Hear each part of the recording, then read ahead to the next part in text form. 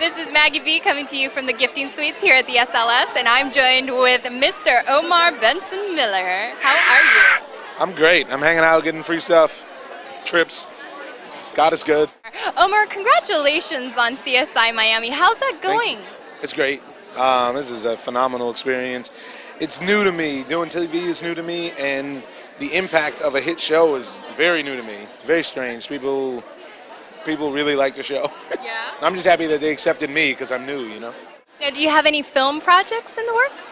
I have 2 film projects coming out. I got one called Blood Done Sign My Name, comes out on February 19th, and I got another one called The Sorcerer's Apprentice, who I just ran into the star of the movie out front, which is great, Jay Baruchel, and it comes out in the summer. It's going to be a big Jerry Bruckheimer summer blockbuster type film. Awesome. Well, we will look forward to that. Omar, thank you so much for joining us. Thank you, Maggie B, and thank you, Real TV.